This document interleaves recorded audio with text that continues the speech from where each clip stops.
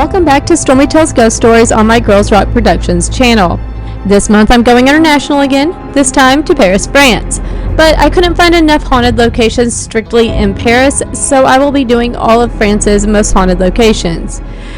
For week 1, I'm going to start in Paris with Le Cimetiere du Pere Lachaise, Les Catacombes, Notre Dame de Paris, and the Bastille. Now bear with me, I do not speak fluent French. I only took a few classes in high school and college, so I'm going to be doing my best with these pronunciations, and I'm going to start with the largest cemetery in France and most visited necropolis in the world, Le Cimetiere du Pere Lachaise.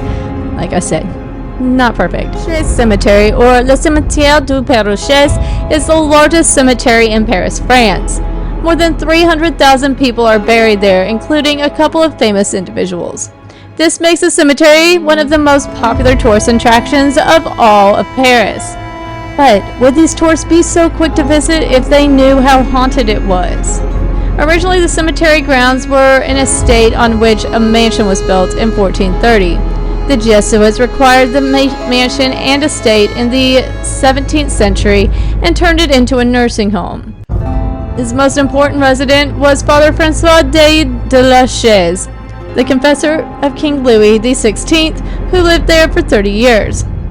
The Jesuits sold the mansion and the land in 1762 to pay off debts.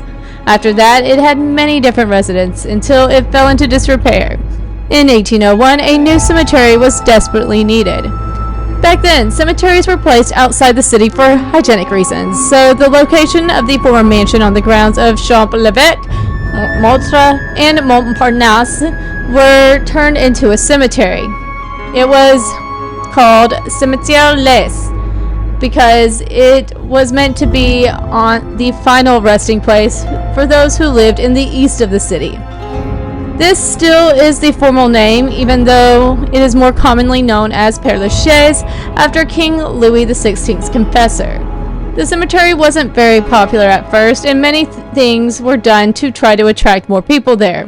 Even a beautiful English garden was laid out, but upper class didn't want anything to do with the place. They didn't want to get buried in a working class neighborhood. In the first 8 years, only 833 people were buried at Pere Lachaise Cemetery. To make the cemetery more attractive, the remains of some celebrities were relocated here in 1817.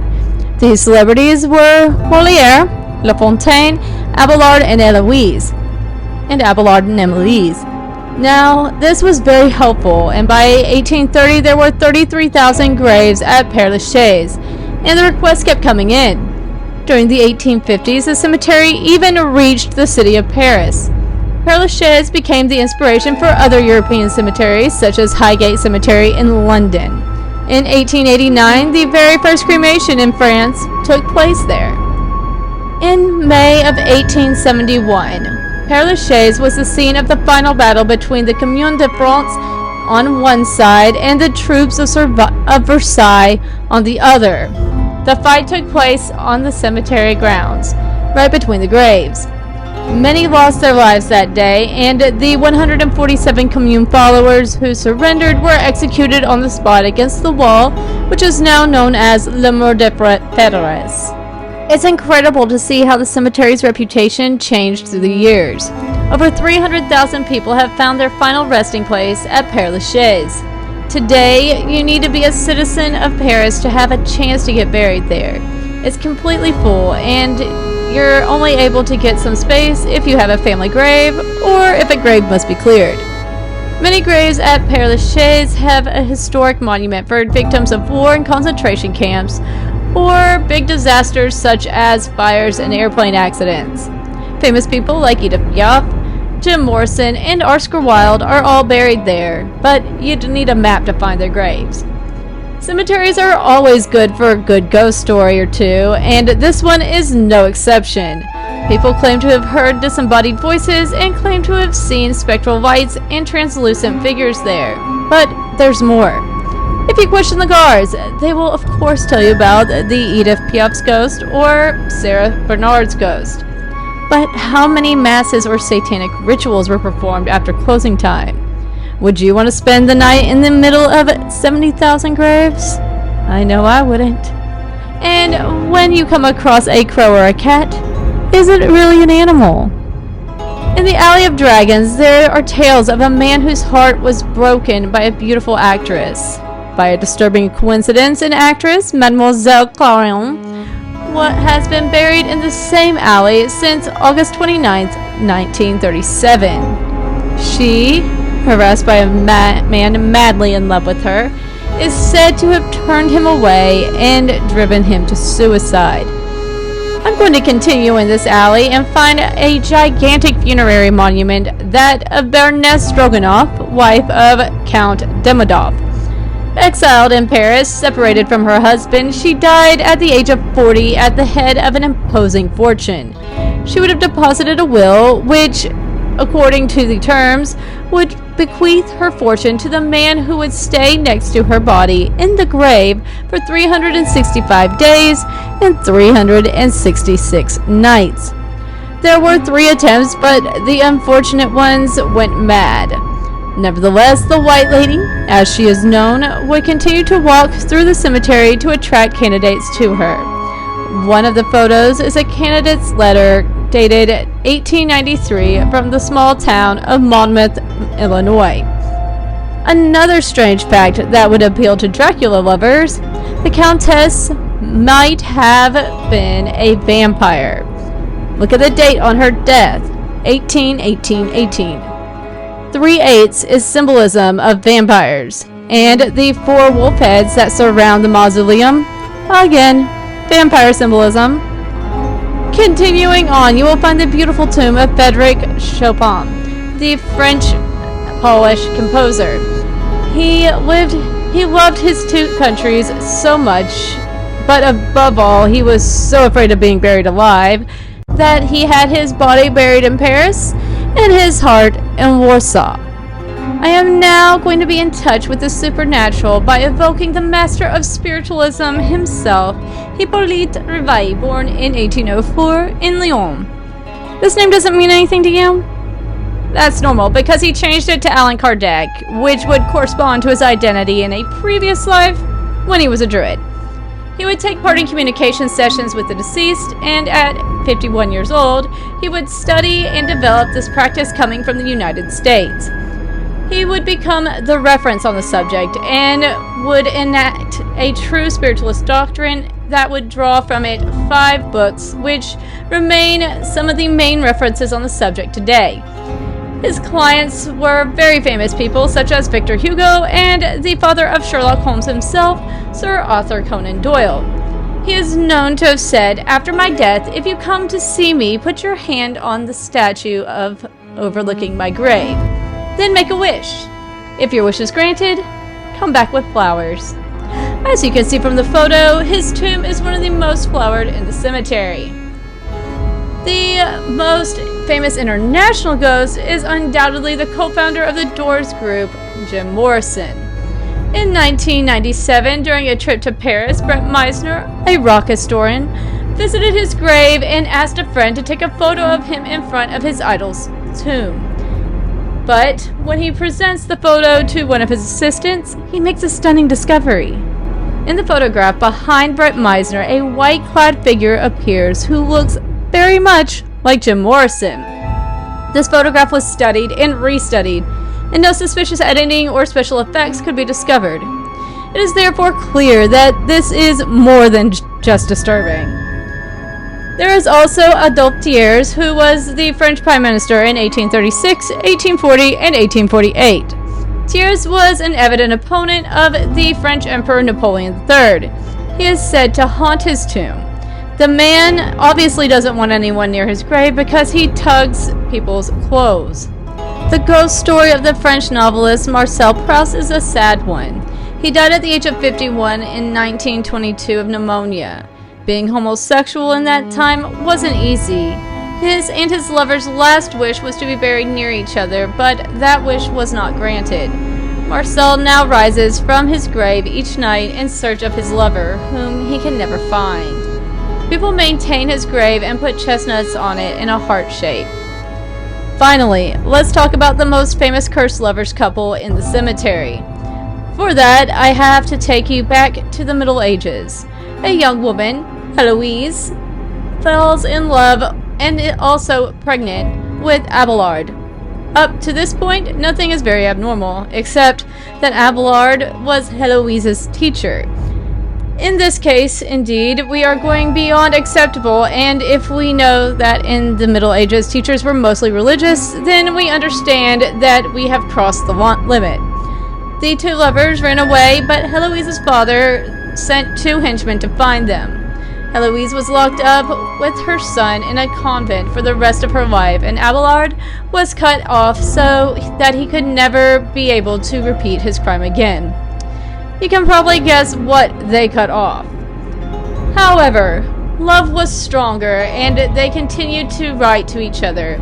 When they died, they were buried side by side in Heloise's father's house on the Île de la Cité in Paris, right next to Notre Dame. Legend has it that the lifeless body of Abelard opened his arms to welcome his beloved. The remains were transferred to Pere Lachaise in a magnificent mausoleum. Now, let's leave this beautiful cemetery and head to a network of tunnels built within Paris's ancient stone quarries and holds more than 6 million human remains. Les Catacombes. Who doesn't love a good ghost story? Some places naturally produce better stories than others. The Paris Catacombs, the final resting place of 6 million people and a tourist attraction with lines wrapping around the block, falls into this category. Here are a few of the most bone-chilling stories from inside the Paris Catacombs, sure to inspire you in your exploration of its dark depths. One of the creepiest Paris Catacombs legends is that of the uncovered video camera and the missing explorer. In the early 1990s, a group of cataphiles, or people who study and explore the Paris Catacombs regularly, was walking through the dark chambers of the ossuary where they found a video camera on the ground. The camera still had footage on it. As they watched, they heard disturbing noises. From the video, they could tell that the man holding the camera was lost and had no idea how to escape. The more they watched, the more it became clear. The man was going mad in the underground network of tunnels. The video abruptly ends with the man dropping his camera to the ground. To this day, no one knows who he was or if he managed to get out alive. Many believe that the movie As Above, So Below was inspired by this tragedy. Possibly linked to the video camera story, a famous Paris Catacombs legend has it that something terrifying happens in the burial site after midnight. Keep your wits about you if you're inside the Paris Catacombs after midnight. According to this legend, that's when the walls begin to speak. It is said disembodied voices will try to persuade you to venture ever deeper into the catacombs until you can't find your way out again. During the French Revolution, a man named Philibert Absiart was a doorman at the Val de Grace Hospital. On a mission to fetch a certain liqueur from a cellar, Philibert actually ended up entering the Paris Catacombs by accident. Walking around the pitch-black catacombs alone with just a single candle, Philibert became lost and confused. Many believe that he may have been intoxicated at the time. Ultimately, Philibert's candle went out and everything turned black, making it impossible for him to escape the profound darkness of the catacombs. His body was only found 11 years later by a group of cataphiles. They identified him by the hospital keyring hanging from his belt. Absiart was buried in the catacombs in the exact place where he died, with a tombstone describing his death. Cataphiles and catacombs folklorists say that every November 3rd, Philibert's ghost haunts the labyrinth of the catacombs. Side note, this story actually inspired one of my favorite Edgar Allan Poe short stories, The Cask of Amontillado. Finally, in 2004, a group of police officers was exploring a part of the Paris Catacombs restricted from public access when they uncovered some very strange things. First, they found a PA system playing a pre-recorded guard dog barking. Then, they found 3,000 square feet of galleries wired for phones using pirated electricity. The officers also found a bar, living area, workshop, lounge, and even a cinema with room to seat 20 people. Shockingly, the cinema seats had been carved into the stone of the catacombs. But the creepiest part of all was that they discovered cameras on the ceilings recording them. A few days later, the police squad went back to the area with a larger team to investigate further. However, everything they discovered, from the phone lines to the Paris Catacombs cinema, had vanished. The only thing that remained was a note that read, "Ne cherchez pas," which translates to, "Don't search." I took you from the world-famous cemetery to the mysterious hidden tunnels of the dead. Now I'm going to take you to the cathedral that inspired the story, The Hunchback of Notre Dame, Notre Dame de Paris. The Notre Dame de Paris reopened to the public after the devastating fire in 2019 on December 8, 2024. It was an event that millions, especially the citizens of Paris, had been long awaiting.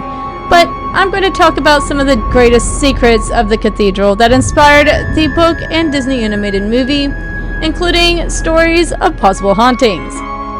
Dark stories and legends suggesting the cathedral may be haunted have circulated for a long time. This leaves more questions to be asked and many to ponder what type of adverse effects the fire could have had on the spirits thought to dwell within Notre Dame. There are a number of ghost stories associated with the supposedly haunted Notre Dame Cathedral. Some say that there are many kings and holy historical figures who continue to walk the halls of the cathedral long after death. This makes sense given the long history of the church, which dates back to the 1300s, and many of the historical events and figures who passed through the cathedral.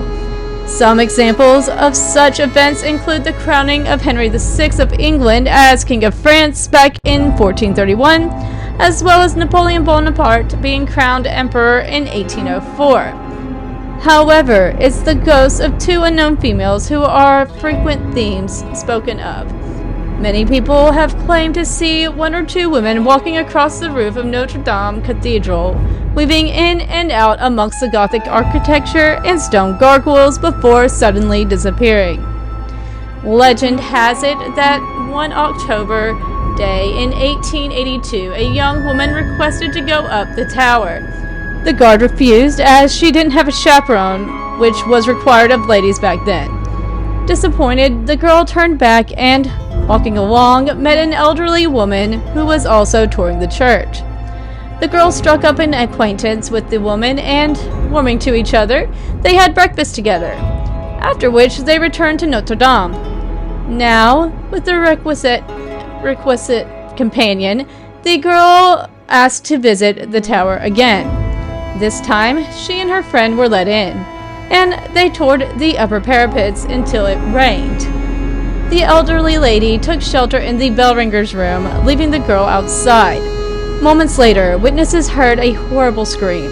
The girl had apparently jumped to her death, landing on the spiked railings below, and was nearly severed in half.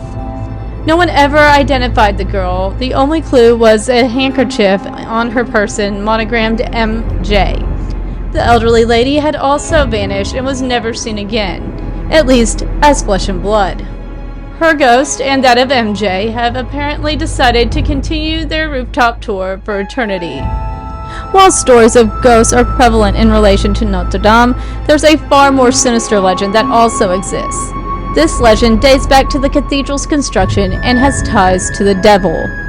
Legend has it that one of the best ironworkers in Paris during the 1300s was tasked with creating a magnificent door to lead into the entrance of the cathedral.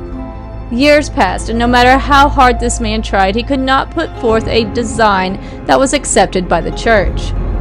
After many failed attempts to deliver a door worthy of the grand Notre Dame, the man resorted to prayer. When his prayers weren't answered in a timely manner, he took a far more drastic approach and called on the devil for help. Soon, it seemed as though his prayers had been answered, and as help, he was able to put forth an elaborate design that pleased the church. Shortly after the doors were created and then installed, they towered with a special type of magnificence. Yet, there was just one small problem. The doors could not be opened with any amount of force. When workers went to consult the ironworker about his doors, he was found dead inside of his apartment. He had hung himself and left behind a letter suggesting the doors be doused with holy water. After the doors were doused, they pried open with ease. Some people have claimed to see the apparition of the ironworker usually in front of the doors he created after making a deal with the devil. Others claim that a little homage to Satan appears hidden within the door's design. Close inspection of the iron swirls on the door reveals swirls similar to the number 666. I've told you about the world-renowned cemetery, some macabre underground tunnels, and one of the most famous Gothic cathedrals. The final story of this video will be about a once mighty prison fortress with towers reaching heights of 80 feet and surrounded by a moat. The infamous Bastille. Little appeals to the heart of Americans more than a story of rebellion against tyrannical government. And so, it's not entirely surprising that the many Americans celebrate with the French on Bastille Day every year on July 14th. But many don't know the dark stories linked to the holiday or its specters that it left behind. July 14th is a busy day in the history of France. Celebrations are annually held throughout the country as the La Fête Nationale observes the anniversary of the storming of the Bastille prison on the 14th of July, 1789, the moment the French Revolution kicked off. It also is the Fête de la Fédération, national holiday celebrating the unity of the French people the following year on the 14th of July, 1790. Bastille Day is the common name given in English-speaking countries to this national holiday of France. Like St. Patrick's Day, a celebration of Irish culture in America, featuring parades and festivities in the United States, Bastille Day in French culture has its revelers in the USA as well. With American Independence Day following on the 4th, the month of July for both countries seems filled with revolutionary spirit, but there's a dark history behind Bastille Day. The storming of the Bastille in France was one of the seminal moments in their national history. The people of France were suffering under the weak rule of King Louis XVI. They were nearly bankrupted country since they had overcommitted to their treasure into the military and supporting the colonists in the American War for Independence. With the accusations of frivolity, extravagance, and scandalous behavior, France's ruling monarchy was thought to be blind and deaf to the plight of the people.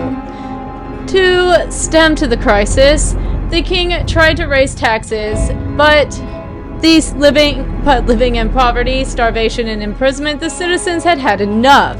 They gathered outside the gates of the palace in Versailles, which is when the queen, Marie Antoinette, famously said, "Let them eat cake," when informed of the public's strife.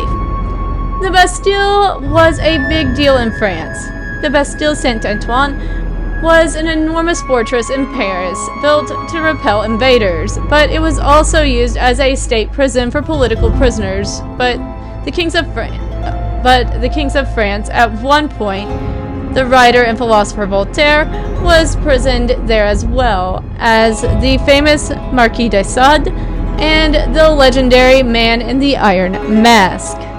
L'homme au masque de fer, or in English, the Man in the Iron Mask, is the name given to the prisoner arrested in about 1669 and condemned to the cruel fate of having his head clamped within an iron mask.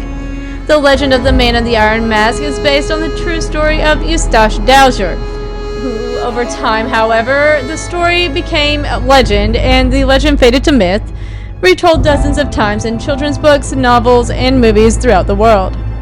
Much of what we know about Eustache Dauger comes from the correspondence between his jailer, Beignet d'Auvergne de Saint-Mars, and his superiors in Paris.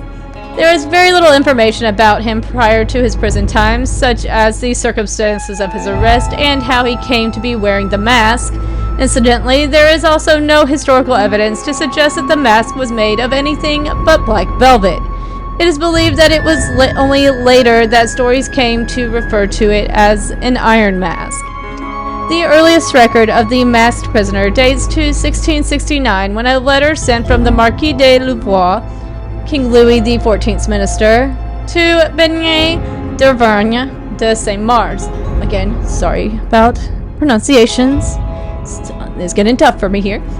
Back to the story. Governor of Pignerol prison in Pignerol-Piedmont, then part of France.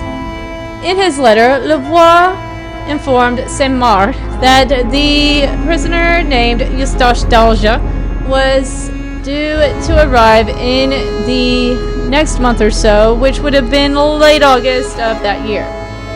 This missive revealed several interesting notes, including one concerning the accommodations of the prisoner.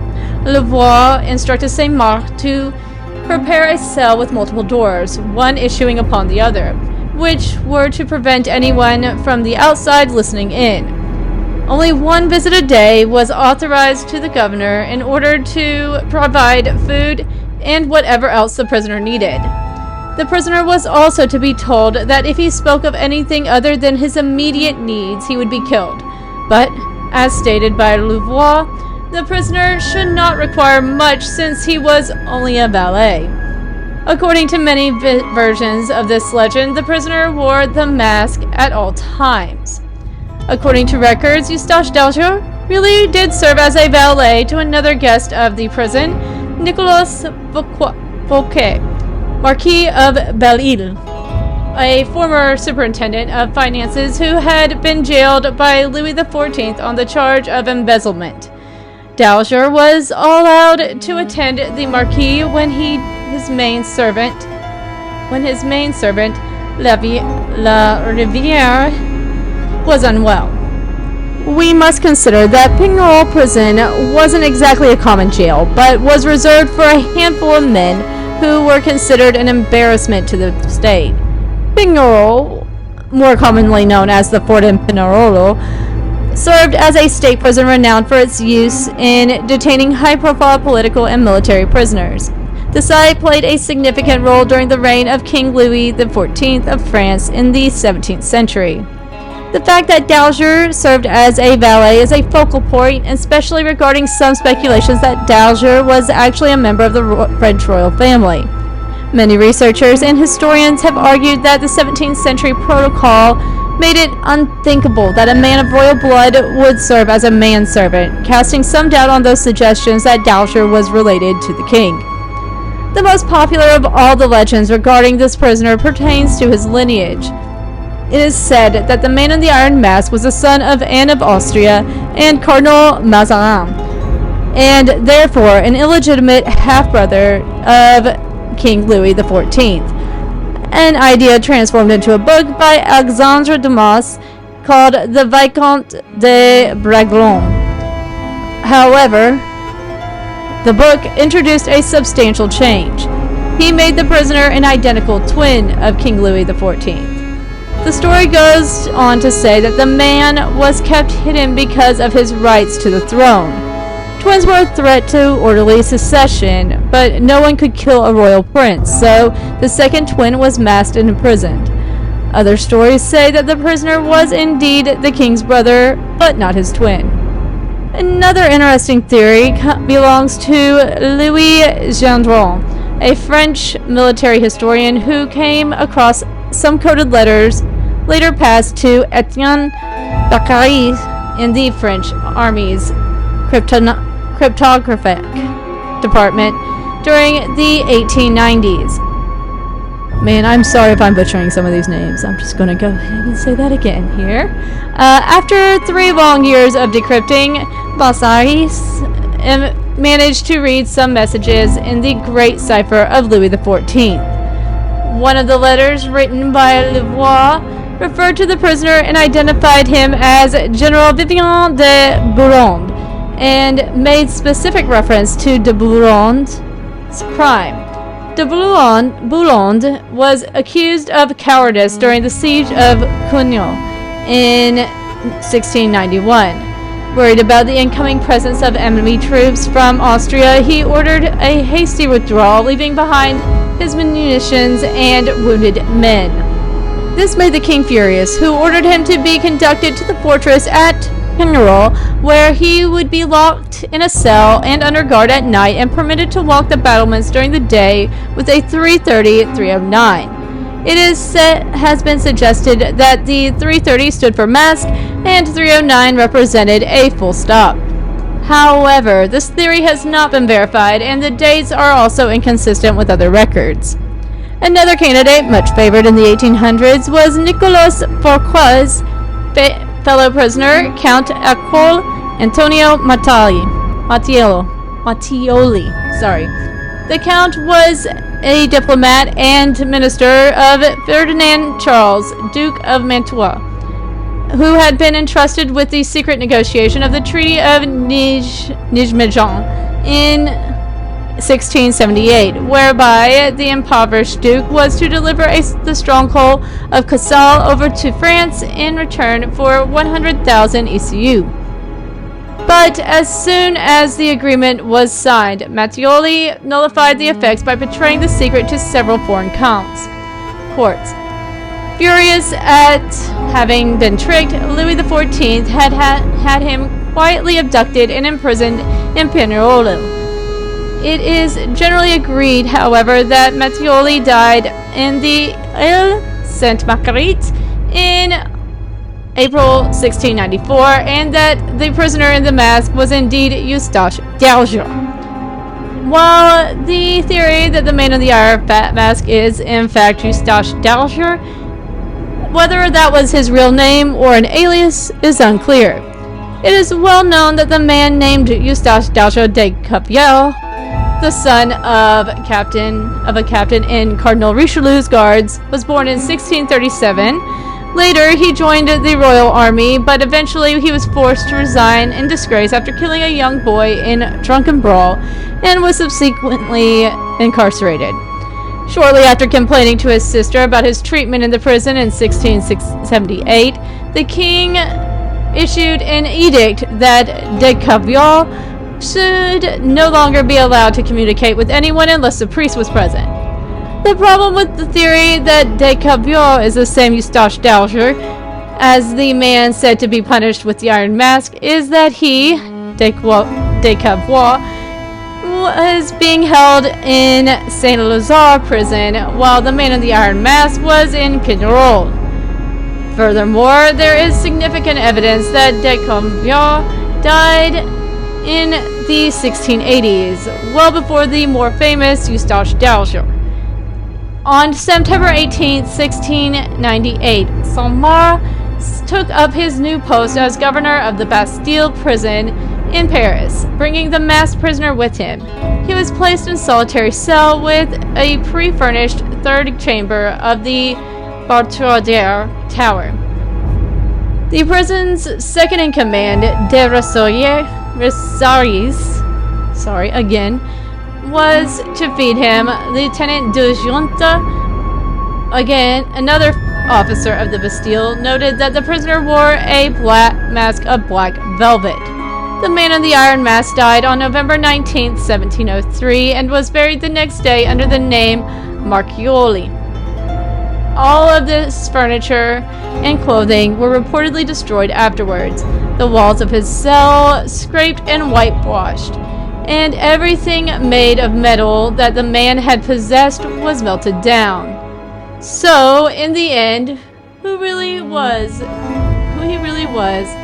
whether he was actually guilty of a legitimate crime, or even whether he truly was forced to wear an iron mask at the time, may never be known. It is possible that the man in the iron mask was just an ordinary citizen named Eustache d'Alger, who angered the king, but not enough to have him killed. Now back to the story of the Bastille. The prison had a reputation for miserable conditions, and many injustices and tortures were carried out in the dark, filthy cells. It symbolized the tyranny of the monarchs and the old regime. Tensions reached a breaking point. Parisian revolutionaries and mutinous troops stormed the Bastille on July 14, 1789, looking for free prisoners and take stored gunpowder and weapons. It was a momentous occasion that touched off the following decade of the French Revolution, which saw the execution of thousands of people and made King Louis XVI and his wife Marie Antoinette into infamous figures and symbols of elite oppression and excess. The Bastille was destroyed shortly thereafter, and the ruins of the prison quickly became iconic across France. But what of the tales of the undead, which are said to haunt Paris and the site of the famous French prison, which started it all? Strange stories raise the specters of murdered aristocrats and victims of the Bastille and the Revolution. Author Chris Woodyard relates the story of Louis Sébastien Mercier, member of the assembly that governed France during the Revolution. The witness who reportedly met the King Louis XVI 1 year after the king's beheading. He told his friend about the meeting the dead and now returned monarch. In the carriage there was seated a man, whom I immediately recognized as Louis XVI. Having approached near me, the carriage stopped. The king beckoned me to advance. I did so, and he said to me, "You did not vote for my death. For that you may be thankful for the sake of your own peace of mind.